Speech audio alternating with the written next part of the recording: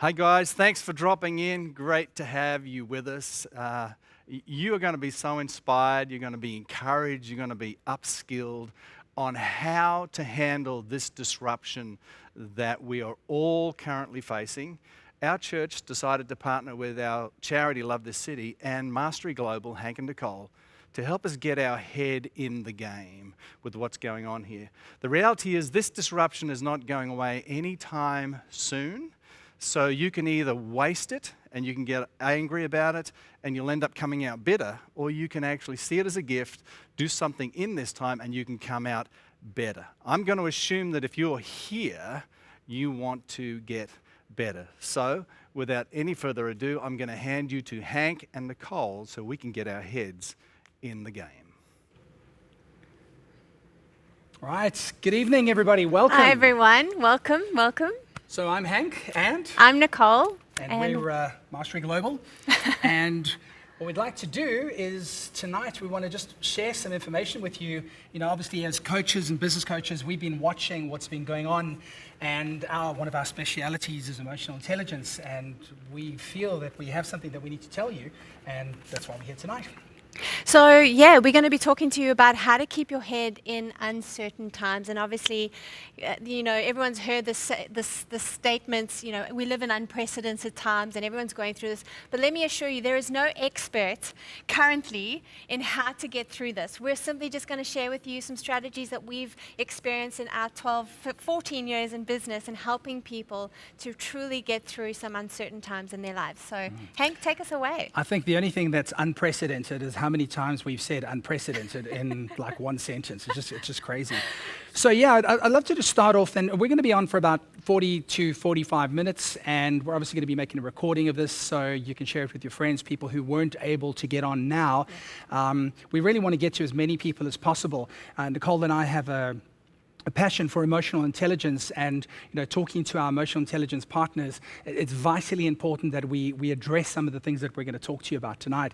So I'd like to start off with the World Economic Forum, and I'm going to read a bit, but I was looking at an article that came out on the 9th of April, and we're talking about the fact that this lockdown is probably going to be the world's biggest psychological experiment, and we're going to pay the price for it. And I was really interested to see what they were talking about here. And they're saying that the insights that we have about how to handle ourselves post-stress and during stress is not new, but the sheer scale of the lockdowns is new. That is what's new. And this time, ground zero is not a quarantined village or a town or it's a region. It's the entire world that's down. Everyone, when you look at Facebook, when you open up any news network, anything, everybody is talking about exactly the same thing. Corona, COVID, lockdown, all of this kind of stuff. And they're saying that we need to act now to mitigate, and I love this word, I don't like this word, the toxic effects of this lockdown, because there definitely are toxic effects that are being locked down. And we've got something like 2.6 billion people around the world in some kind of lockdown. And we're conducting arguably the largest psychological experiment ever. And what is really scary for people like us as business coaches and life coaches is the result. The result of this is there's going to be a secondary epidemic of burnouts and stress-related absenteeism in the latter half of 2020. So we're looking at getting through this, but what condition are we going to be in by the time we get through this? So what's going to be the quality of our lives? What is going to be the quality of our relationships? And what's that going to look like? And we're just looking at the mental toll of quarantine and lockdown. And okay, so this report is specifically about people who have COVID or coronavirus and have been quarantined. But there's other people as well that are being affected by this. And we're talking about the effects: psychological stress, low mood, insomnia, stress, anxiety, anger, irritability, emotional exhaustion, depression, post-traumatic. Low mood and irritability stand out. And the parents out there, I don't know if you're going to laugh at this one, but cases where parents were quarantined with their children, the mental health toll became even steeper. In fact, they said that in one study, 28% of quarantined parents warranted a diagnosis of trauma-related mental health disorder just by being in lockdown with your kids. I can believe it. So, and we know who the people are that are at risk. Obviously, it's your your frontline people, your hospital staff, your teachers, anybody who is supermarket staff. I mean, how many times have we been into supermarkets in the past few days and there's signs all over about please don't abuse our staff. So, everybody's feeling it. And what can governments do? Well, according to the World Economic Forum, you can make sure that self-help interventions are in place that address the needs of large affected populations. And I think this is why Nicole and I are doing this, is because we understand that this is a real problem. And in our 14, 15 years of experience, we've come across this. And as I said, studying under the emotional intelligence specialists and the behavioral specialists, we think we have something to add to you tonight. And they also said we should be educating people about the expected psychological impact and reactions, and to let you know that this is normal. Your psychological reaction that you're having is absolutely normal. There is nothing wrong with you. So we just want to let you know that other people are going through exactly the same thing. But what we really need to do now is, if we don't start looking after everybody from a psychological point of view, from a mental health point of view, we're going to feel it in 3 to 6 months after this unprecedented lockdown. And that's the time when we're going to need everybody able-bodied, present, engaged, to be able to recover from where we're at the moment. So this is very serious, and hence the reason for us standing here tonight. So I think the whole idea for us is to create some sort of awareness with you. We're going to go through some strategies and some tactics, and really our hope or our intention for the evening is just to create more awareness about what truly is available to you in your toolbox to help you get through this. Absolutely. Deal. I'm on with that. Done. Deal. Boom. Boom. Let's do this. All right. So you'll agree we're living in a pretty crazy world at the moment. And I just want to look at 3 areas, as it were. So BC is before Corona. And if you think about before Corona, we were kind of getting on with our lives and everybody was involved in their own lives. And, then Corona's come along and now we're DC, which is during Corona. And I'm sure you've noticed that your habits have changed and the way that you live has changed and the expectations people have around you have changed. People are suddenly in lockdown. Now, some people enforced lockdown where they're not allowed to even leave the house. Others are in a softer lockdown. And during Corona, it's really interesting how we behave, because we're being mandated. We're being told this is how you're allowed to behave. This is where you can go. This is what you can do. Yeah. All right. And if you think about it, there are a lot of reasons why we're uncertain. And what we'd like to do tonight is to just share with you what are 3 big reasons why there is so much of this uncertainty at the moment. 3 decisions that we make on a regular basis, and Nicole's going to take us through 3 strategies to help us with every single one of those decisions that we're making, so that when we emerge, and we will emerge because this too shall pass, when we emerge on the other side of this pandemic, after Corona, what is the world going to look like? Right? What are we going to look like? What is our relationships going to look like? What's the engagement in our companies, in our government? What's that going to look like? So it's up to every single person here to do something about it. So the time to be passive is not now. This is the time we need to pick up a towel, as I've heard wise man once say. All right. So I think we have the key to happiness. So if you're keen to understand what is the equation, or at least what is the key to being happy, well, here it is. It's R equals E. Okay, what's R? So R is your current reality. So if you want to see or understand where you sit in the happiness scale of your life, look at your current reality. And as you look at your current reality, I want you to consider, your health, your body, your work, your career, finances, the quality of your relationships, as well as the environment that you are in. And if your current reality is equal to your expectations of what you thought life would be, so your blueprint, your idea of, or your hopes, dreams, aspirations, absolutely, or just what you thought was normal. Yeah, what you thought that life would be, then we say that you'll be happy because there's equality in what you think, what your current reality is and your expectation of life. That is happiness. However, if you look around you, and currently in this COVID-19 situation, there is obviously a lot of disparity in your current reality versus what you hope life would be. And for everybody on the planet, no one, if you thought in 2020 January that this is where we would be in April, May, people would have laughed at you. 100%. So as you look at your current reality, and you can use these strategies and equations even post-COVID to help you reevaluate your life. So as you look at the current reality and it's not equal to your expectation, then we say that you would be unhappy. It's pretty basic maths here. Now, the third one is the one that I really want to draw your attention to, and that is when your current reality does not equal your expectations and you are in a very unresourceful state. So you're feeling terrible, your thoughts are not productive, you're not Hopeless. feeling great, you're feeling helpless, hopeless, Worthless. worthless perhaps. Anxiety, yeah, everything. 100%. This is when we say that there would be suffering, and I think for a large portion of the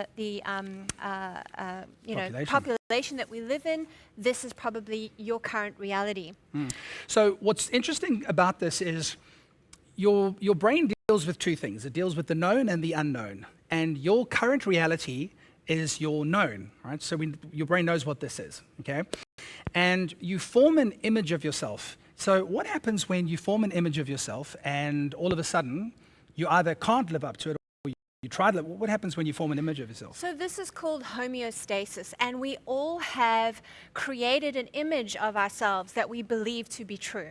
So this is the identity or the image that you have of yourself, and you live your life by this image, by this identity. And you could be someone that has an image of yourself that's always positive and always happy and, happy-go-lucky, or you could be someone that, doesn't necessarily have that same emotion. You may be somebody who feels like nothing ever goes right, or you can't seem to find, the positive side of things. And what tends to happen is that your life then plays out exactly as the image that you have of yourself. It's called homeostasis. It's the most powerful force in the human psyche, is to remain consistent with the image that you have of yourself. Now, why is this important? Nicole's just taken us through the happiness equation. So in your reality, you've got this image of what what your life is like, and all of a sudden that is now being taken away. So you may be saying things like, I don't feel like myself at the moment. Yeah? And if you can identify with that, a lot of people are saying, I don't feel like myself. Why is it? We can tell you why, because you have this image of yourself. Maybe you're the person who gets up at 6 o'clock and goes for a walk on the beach and has a coffee and sits and chats to your mates, and that's your image and that's who you are. This is now gone, so you don't feel like who you are. So you're being dragged back to that, and we're being forced not to not to be able to do the things that we've always done. All right, so what did Joe Dispenza say about thinking and feeling? So because of this, you can't think greater than how you're feeling. So if you're feeling the sense of uncertainty, I don't feel like myself. I don't feel like myself, and all these emotions, what tends to happen is you can't think possibility. You can't think greater than the situation. Yeah, why would you? Why would you think possibility and greater than the situation if you're going, I'm in lockdown, I've got no one to talk to, my routine is being destroyed? Why would you? Absolutely, and the neuroscience does show that your brain shuts down when it is under stress. The brain physically shuts down and it cannot focus on more than what's immediately in front of it. Yeah. And Hank will take us through that in a moment, but that is why you cannot think creatively. You can't start thinking about all these wonderful things and possibilities, because your brain physically is fighting to get away from whatever this threat is in front of them. Yeah, and when you start thinking about yourself in a picture of the future, it's very difficult to see how do we get out of this if people are going, well, how am I going to survive this week? And I know people are in different places in terms of, some people have lost their jobs and other people have been able to get government rescue, and some have, some haven't. So everybody's on a different journey. But yeah, if you can't think greater than you're feeling, then the decisions that you make are going to be equal to the way that you're feeling. And that's why, from a psychological point of view, it is so important right now to change the way you're feeling and not to allow external things to affect you. But we're going to go into a little bit more detail about that. So let me take us into 3 reasons why there's this massive uncertainty. Okay, now there are lots, but I think if we just hone in on 3 things that we can talk about that are simple enough to get your head around, it's about how we're wired. It's about human nature. So I'm going to talk to you about this survival mode that we're in at the moment. I'm going to talk to you about the fact that we're social beings, okay? And I'm going to talk to you about the fact that we're habitual, and we kind of like to repeat the same thing over and over again because it's easy. It's easy to deal with because the brain is lazy. It doesn't want to have to deal with new things, all right? So let's jump into the first one and talk about survival. So our overriding principle is to minimize danger and to maximize reward. Okay, and we're always looking. We're looking at the world in terms of threats. Okay, and social threats are just as important as physical threats. But if you think about how and I'm just going to use the word wired. All right, bad news gets our attention faster than good news. All right, bad news gets your attention faster than good news. You know. What are you noticing about the way that things are being reported? Are they reporting how many COVID recoveries there are? I just discovered this morning when I went onto the website, and I actually saw for the first time they've reported on how many people have recovered. I was like, yes, that's so awesome. Yeah, finally. But what have we been recording up until this point has been how many people have got sick. What is the rate of infection?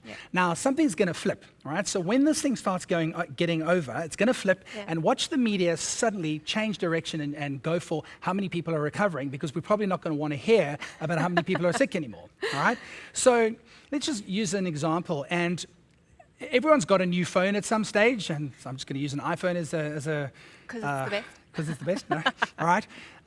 So when you get your new iPhone, Nicole got a phone call today from our provider, and they were saying, hey, you're up for an upgrade in a couple of weeks' time. And she's already getting excited. Right, I'm going to get the new phone. I'm going to get all this kind of stuff. And you know what happens when you get a new shiny thing? There's a degree of happiness, all right, positive response. And then you kind of go back to set point. Because let's face it, once you've done the syncing thing with the iTunes, it's basically your phone, slightly bigger maybe and a bit more shiny and maybe a little bit quicker, but it's exactly yours. Yeah. Your icons are in the same place, all your apps are in exactly the same place. So you get excited for a second and then you go, back to normal. All right. But if something negative happens, so for example, COVID-19, what happens is the negative threat response goes deeper, faster, longer, and we pay more attention to it because, as I've said earlier, bad news gets to us quicker, and we pay more attention to bad news than we do to good news. And the reason for this is there are 5 times as many neural networks looking for what is wrong rather than what is right. Okay, and the reason for that is this overriding survival need that we have. Now, the challenge that we have when it comes to survival instincts is stress, right? Now, I've just read to you from the World Economic Forum how stress has even got a name, toxic stress. And we know that... As if stress isn't bad enough. It's bad. Well, not all stress is bad. Some stress is actually pretty good. Okay, so for example, if we look at a stress curve, so we've got stress level and we've got performance. Now, that performance could just be functioning at your job, at home, just being happy. R equals E, you're functioning. And if we think about the stress curve, there is a type of stress that's not good for you.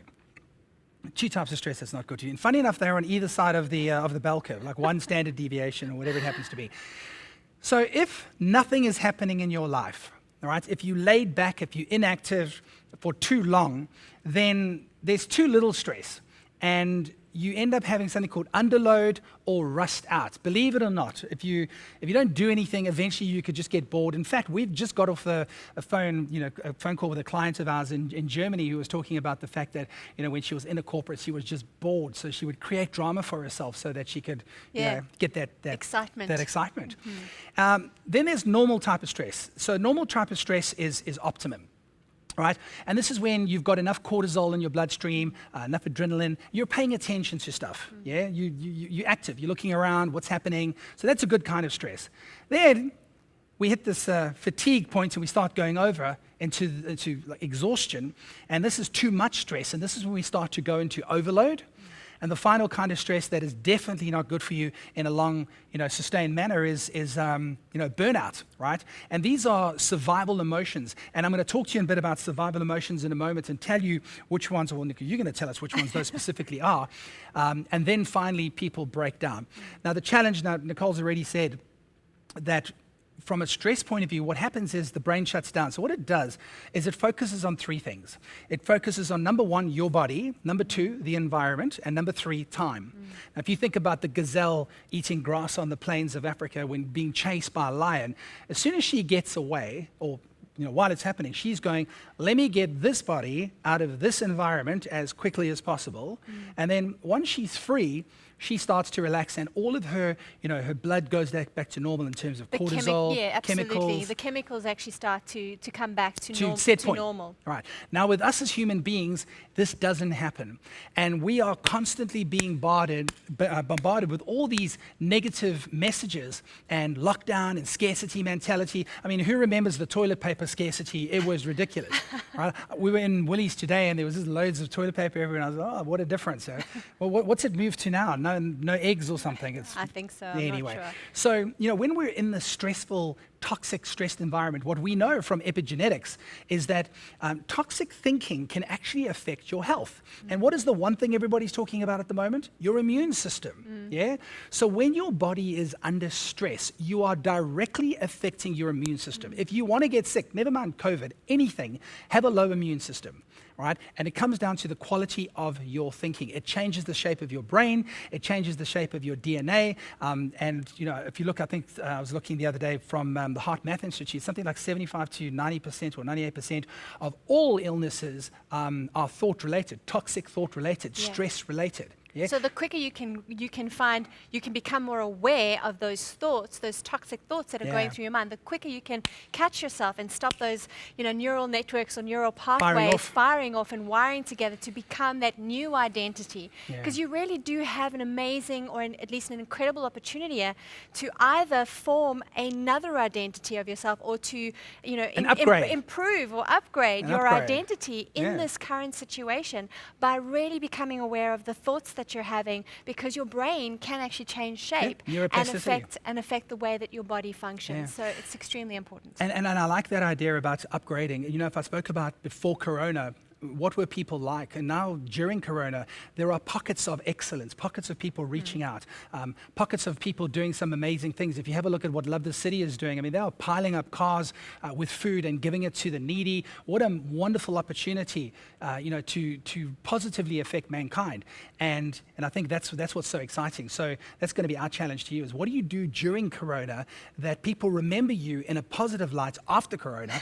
Because I don't want to scare everybody, but something else is going to come along, all right? But maybe some fantastic habits have come out of it. Everyone's washing their hands finally, and not doing the stuff we've done. So what kind of emotions are the survival emotions that drive stress? Yeah, so if any of you are feeling some of these current emotions around, doubt, I mean, a lot of us are feeling doubt, what's going to happen, what's happening to my job, what's happening with my business. If you think about, maybe some of you are quite fearful, some may be feeling a bit of anger around the situation. If you are feeling any of these emotions, and my hand is raised on certainly a lot of these, is you may be living in survival, through survival emotions or survival... Toxic survival stress emotions. Absolutely. And that can seriously, as Hank mentioned earlier, affect your immune system. And the whole idea here is to catch yourself as quickly as you can, to move away from those toxic thoughts. And we'll share a little bit, bit of time how to do Strategy. that. Just remember, it is absolutely normal. Everybody is in the same boat. Yeah. And I think if we can just normalize and say, it's totally fine. If you feel these emotions, it is totally fine. It is just your body and your mind reminding you of who you think you are. Your environment has changed, and that's totally and okay. you're trying to get back to who you are. Yeah. Yeah, and it's a bit like I love the way when you talk about like a thermostat. So when the room is too hot. So think about an aircon. When we talk about homeostasis, as we mentioned earlier, because this image that you have of yourself is so important as part of this awareness, is that if you think about a thermostat, you've got an aircon in your home or at the office, and it's set... At home, no more office. No more office, home. At home, and it's set at 22 degrees. What happens is, as the air gets hotter, the aircon automatically kicks on so that it can cool the air back down to 22 to bring you back down to set point. And the same, obviously, when it is cooler, it warms up the room to bring you back to 22. So if any of you have ever thought of maybe a situation that you've been in the past where you've done really well at something, or everything seems to be, firing on all cylinders and life is just amazing, and then suddenly something happens and you feel like you've been sabotaged, or you might even consider your own sabotage. And that's typically what happens, as Hank mentioned earlier, when your brain is moving from the known, the image that you have of yourself or the identity that you have, to the unknown. That new level of success in your environment is unknown to you. So what happens is the homeostasis or the thermostat back. kicks in, and whether it's good or bad for you, your brain is wired for survival. It wants to keep you in the known, and that's what's happening currently in our environment. Well, who's providing us? Who are the number one providers of doubt, fear, anger, insecurity, Oh my worry, goodness. anxiety, judgment, competition, hostility, sadness, guilt, and depression? Wow. Who is providing that on, with massive numbers? Who is it? Well, I'm not going to mention any names, but CNN, Facebook, and the BBC, and any news outlet, Yeah. that's their job. So Yeah, so but here's the thing. Everybody's waking up in the morning and they're reminding themselves of, hey, we're in COVID-19, and they're flicking through Facebook and what drama is there now? And, so I'm not saying don't watch the news. All I'm saying is just don't watch the news. You're going to be very careful about what you let in, right? Yeah. What you let in. Okay, so... and we're quite social beings as well, which is really interesting. Well, we're wired to be social, right? And, physically distancing is the language that I think a lot of us should be using. And I have seen a couple of people using more physical distancing rather than social distancing, because we still need to have very much social connection. So Social. get onto Zoom, get onto Skype, get onto any sort of platform just like this to connect with people and We'll tell share. them of the secrets later. But this physical distancing, social distancing is so important.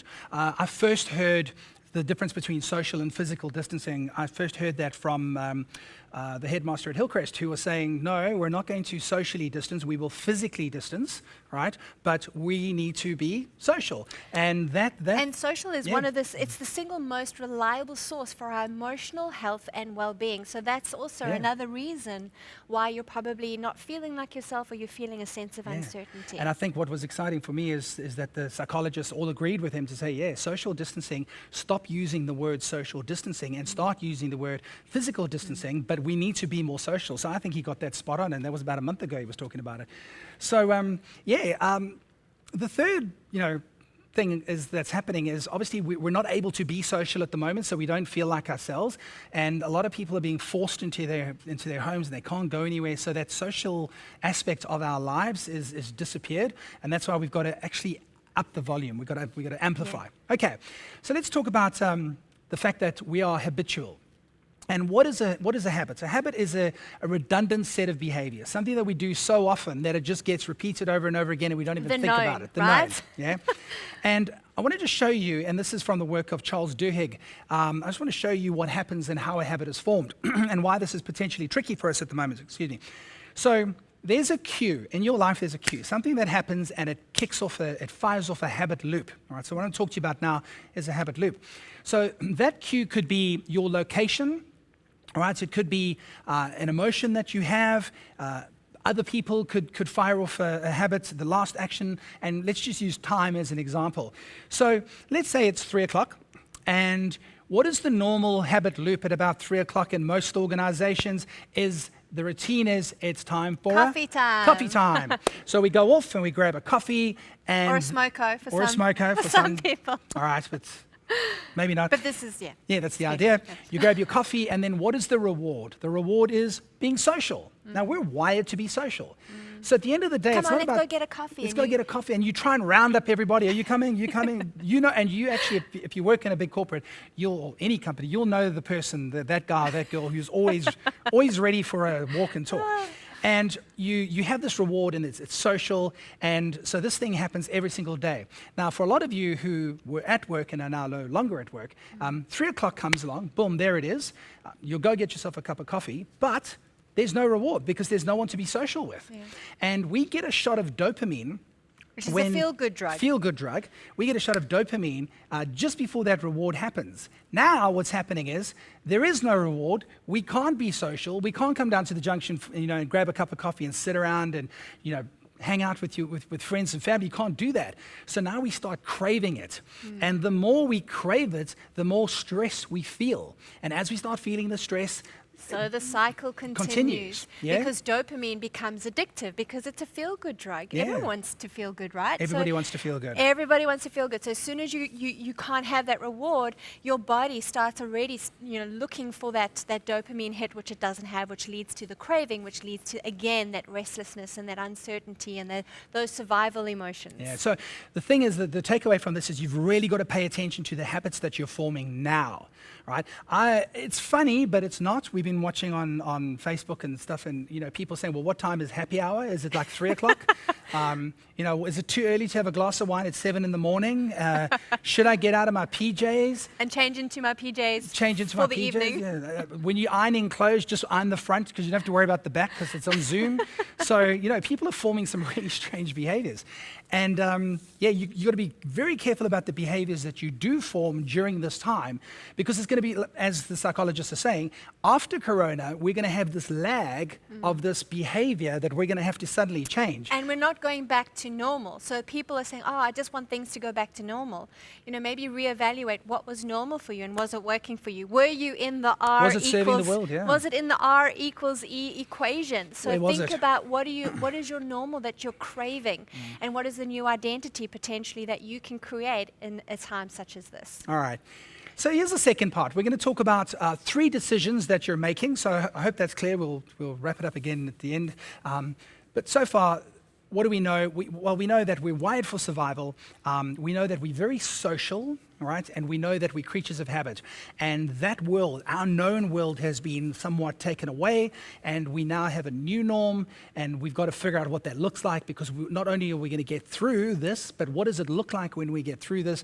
And what do we? Have we grown in this time? And I can actually foresee employers asking, what new skill did you learn during lockdown? Or did you just, flatten Netflix or whatever it was that you were I've studied doing? the internet. I've studied the internet, yeah. Okay. I'm finished with the internet. But what's also interesting is we've actually seen what we can do without. Right? That's also been quite an interesting experiment. What can we do without? So, And I fought that for a while, and I've come to my senses that I actually don't need half the things. that's fantastic. That's awesome.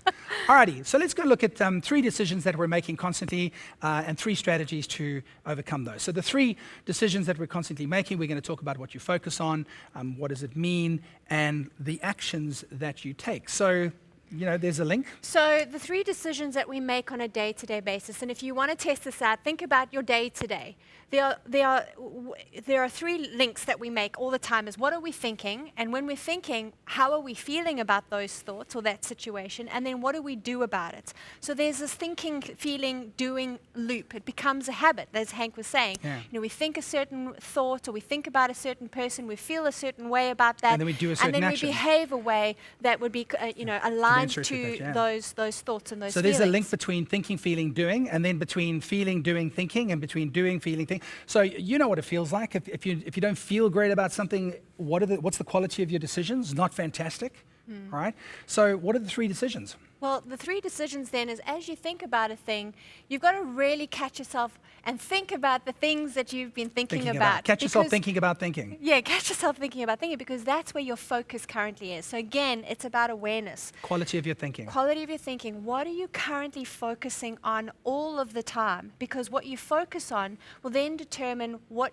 meaning you attach to that point of focus. So if we focus on the glass is half empty, the meaning is things are hopeless. Things are always going to be bad and it's never going to come through. And then because we feel that way and we're attaching a meaning to it, then we will behave in a way that is commensurate with the way that we've decided how things mean and what we're focusing on. Yeah, so direct impact.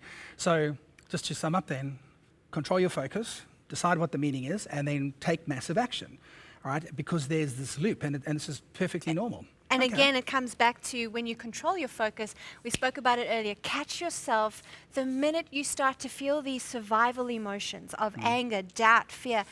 You can feel it in your body. Your body will tell you before you can actually recognize the thought. You will feel it first. So really feel it in your body. What are the emotions that you're feeling? And catch yourself with the thought that goes alongside that. Okay. So control your focus. Change your focus to more creative emotions, which Such are as? gratitude, love, joy, inspiration, peace, and so on and so forth. So we're not saying, be Pollyanna and just, all be Everything's positive and everything's awesome. awesome. No, there is a real strategy in place. We've already shared with you how your brain is wired for survival and how your brain will try and keep you, consistent with the image that you have of yourself and also keep you safe in the known. Corona and post-corona, or at least After Corona. AC is AC. unknown. So your brain is going to try and keep you stuck or safe, rather, in what you currently know. And it's being fed all these negative images. And if you dwell on those negative images, then all that's going to happen is you're going to continue with this. You're going to get more stressed, more toxic stress, more cortisol and adrenaline and all those wonderful things that are flowing through your bloodstream. And we're just making ourselves sicker. So catch yourself in the thought and shift it to gratitude, love, joy. And here, some strategies for that is, sit around the table with your family at dinner time and talk about 3 things that you're grateful for your day. It might be as small as that. It might be as small as asking your kids or maybe having a conversation with your partner to say, what are 3 things that you love about me? Or what, here are 3 things I'll tell you I those love every about morning. you. You know that. All right. He Yeah, does. gratitude. All right. And we want to live in a sense of gratitude. And, for those of us that are lucky enough to live here in this country, I'm eternally grateful for what an amazing reaction that we've had to this. And I know in Queensland, I think it was yesterday or the day before, no more reported COVID cases. So, we've got a lot to be grateful for. The love of your family, the love of your extended family. Right? Joy, inspiration. And I know it's difficult to go there. You're saying, well, look around you. What is there to be happy about? Well, you're alive to look around you. And right? I think it also comes down to the strategy is, depending on where you are on the scale of 0 to 10, 10 being, oh my gosh, it's the end of the world. 0 being it's the end of the world, to 10 being, we'll get through this and everything is fine. Depending on where you're at on the scale, this may be progressively harder or easier for you. And depending, again, where you are on the scale will depend on how deep you go with the gratitude and the love and, all those things. So even if you just start off with when you wake up in the day, I'm grateful for the roof over my head, and then, progress from there. And if you wake up outside, I'm grateful for the stars. And we can find something to be grateful for. Yeah. So the first strategy then, the first decision is control your focus. And you want to live in these, creative emotions of gratitude, joy, love, inspiration. That's where you want to live because that's the place that you're going to make better decisions from. If you're living in doubt, fear, anger, insecurity, what's happening is you're stressing yourself unnecessarily, you're making yourself sick, you're getting into the doldrums, and it's very difficult to get out of there. And when this changes, when it shifts, and it will shift because this too will pass, when it does that, some people are going to battle to get out of it. And that's why the psychologists are all talking about mental health, and that's why the World Economic Forum, that article that I was reading earlier, she was saying, man, there's a big hit coming 3 to 6 months after the end of this, so let's prepare for it because we can do something about it now. So And I think for those dopamine addicts, the quickest way to get that shot of dopamine, if you're no longer able to get that reward or that social connection, is to shift your focus, control your focus to those creative emotions and get that shot of dopamine. So the other thing we can do is control the meaning, right? So number 1, control the focus, and number 2, control what it means. Now, the way we do that is by doing something called reframing. So how do we reframe? Well, we reframe what we focus, we reframe using our physiology, and we reframe using language. Now, I challenge you to try and get through a conversation and think about the last 10 conversations you've had with other people, not necessarily in your own family, and how many of those have been about Corona, COVID, all of those type of things. Some conspiracy, it's this, it's that, it's the next thing. So we're using this language and it's persisting, it's staying there. And I'm saying, don't ignore it. Your job is to see it as it is, but not worse than it is, and let's make it how we want it to be. So we reframe using focus, physiology, and language, and here are 2 great examples. So the first example is Viktor Frankl. Now, Viktor Frankl was in a concentration camp, and I would put it to you that while you were in lockdown, it is certainly not a concentration camp. Yeah, and he had absolutely no choice. He couldn't get out to go to Dan Murphy's. He couldn't do that. He couldn't go for a run. Couldn't do any of that kind of stuff. And he basically said that when you are challenged by your environment, all right, so when your environment is challenging you and there's nothing you can do about your environment, he says then the challenge is to change yourself, to rise above that environment. And I think it's a fantastic example of resilience and how if you rise above it mentally, your body will follow. And the other example is Sakura Honda, and back during the war Sakura Honda, basically, he's the guy that came up with the piston ring, and his factory had been bombed, and then there was an earthquake, and he just, he couldn't find the raw materials, but he was able to reframe after being bombed by the American bombers. He was able to say, you know what, every time they turn off and fly back home, they jettison their fuel tanks, and he would send his people out to go get the fuel tanks because that provided the metal that he needed to create the piston ring. So imagine sitting there with Mr. Honda saying, what's good about this situation? We're being bombed, yeah? So you've got to control the meaning, okay? Control the meaning. Instead of saying, I have to be in lockdown with my family, you say, I get to spend more quality time. Instead of saying, I have to be at home, I can't go to the office, rather, I get to read that book, do that training, go for that walk, learn that course, whatever, whatever it happens to be. So change the language. Instead of I have to, go to I get to, right? And isn't it amazing that we can do that? So point number 1 is control the focus. Point number 2 is control the meaning. And the third, and this is what we're going to wrap up with, is you've got to take massive action. You cannot be passive during this time. You've got to get up off the couch. I've been watching the Facebook meme saying, hey, if you just, our generation has been asked to lie on the couch and watch TV. Let's not mess this up, all right? So, no, get off the couch, yeah? How many of you have put on a few extra kilos already? So sure. What can we do to take action? So the last point is, how do you take action? And I think the first point is probably the most important, is change your state. And it comes again back to moving from those survival emotions to those creative emotions. The quickest way to do that is to change your state, your physical body. So again, I love the fact that I have seen so many families out on the pathways, out and about. So when you're feeling uncertain, when you feel like your focus is focusing inward on all the negativity, then the quickest way to change that into creative emotions and change your state is change your breathing, doing slow breaths, getting out and about, move your body, put on your favorite song, do a jig in the kitchen. I know my kids look at me really crazy lately these days with the amount of dancing that we're doing in the house, but absolutely. Blinding lights. Yeah, blinding lights. But change your state is so important. The second... But just on this changing your state, people are saying, I can't go to the gym. Well, you can get a personal trainer. Right? You can get a personal trainer. How many online courses have you seen with yoga courses and, there are personal trainers? Personal trainers doing Zoom. I know... Great. Mark Richardson, amazing. I mean, he's doing stuff from Zoom. He's got his team out there and everyone's doing, so he hasn't let go. No, for so sure. Change your state. There is a way to do it. The second key to take action is develop optimism. And as Hank mentioned earlier, we work with Martin Newman from the Roche Martin companies, and he talks about optimism is probably the single most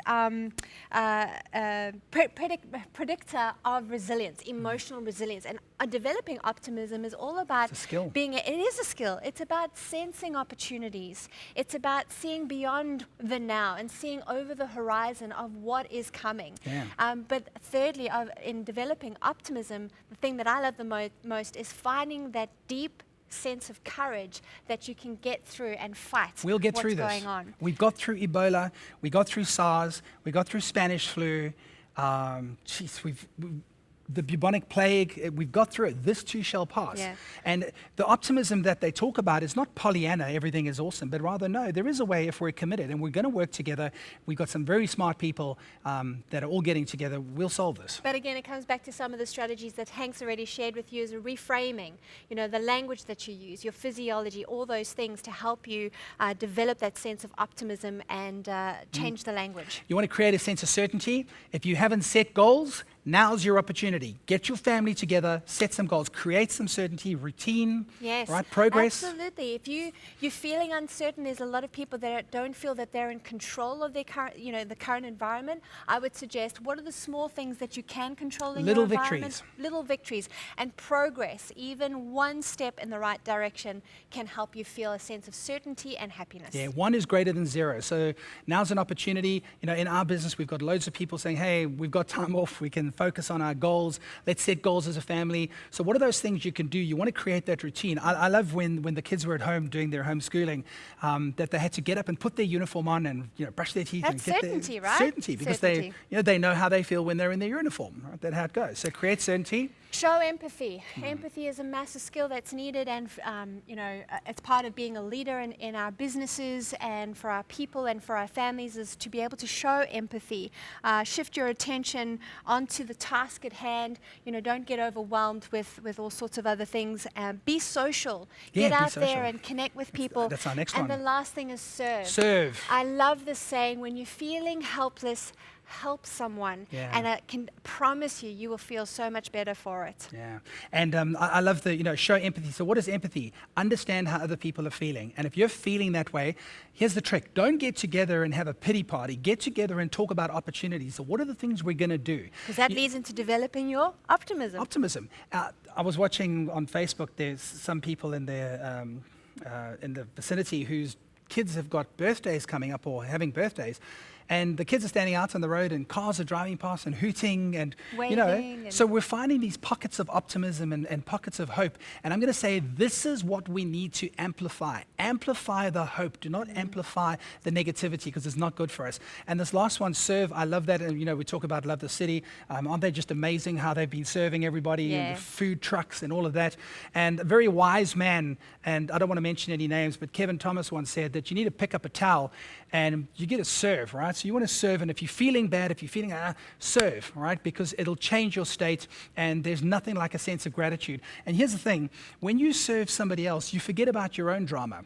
Yeah. Right, you forget about your own drama, you serve, that person feels the need to reciprocate, and they then go do something nice for somebody else. And this is how we build communities, Yes. right? So very quickly, change your state, do something physical, get out there, even if you're doing sit-ups, press-ups, whatever, get yourself an online, personal trainer if you need to, develop optimism, this too shall pass, what can we do, what is something we can do rather than what's been taken away. And when people go through change, what's the first thing they focus on is what they've got to, What they've lost. what they've lost. Yeah, it's almost like the stages of grief, Stages right? instead of what have I gained? Yeah. Right, I've gained some opportunity to really spend time with the kids or whatever. Although, having said that, when the World Economic Forum says that 28%. people that have quarantined with their kids have trauma-related mental health disorder. All right, shh. That worries me a little bit. But anyway, create certainty, set some goals, create some routines, show empathy, pick up the phone, call people that you know are battling.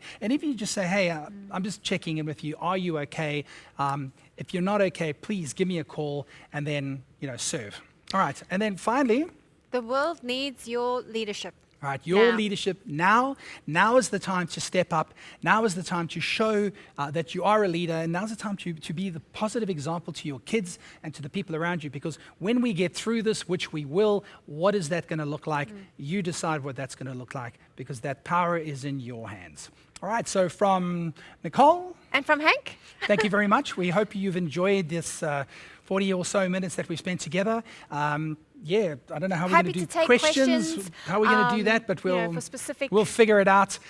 You can get hold of us. We'll make sure we get some email addresses out there. So thank you very much for tuning in. I really appreciate your time, and thank you to Love the City for hosting us. All right, Yeah. and we'll see you during and after Corona, and let's come out of this better and stronger. Thank you. Thanks, guys.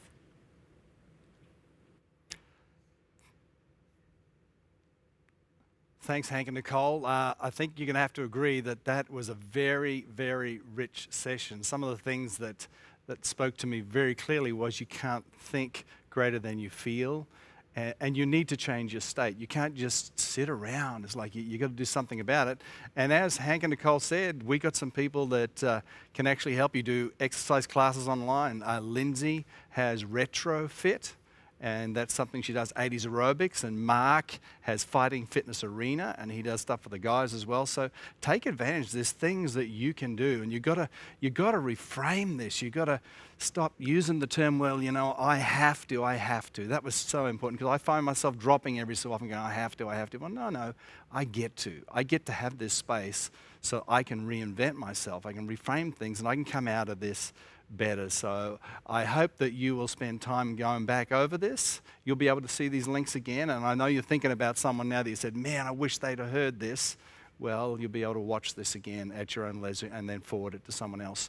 Now, what we are going to do is Hank's email is going to get put into the links there for you so that you can then, any questions you've got, you can make contact with him, and then he's going to organize a Zoom meeting by which you can catch up and then get your questions asked.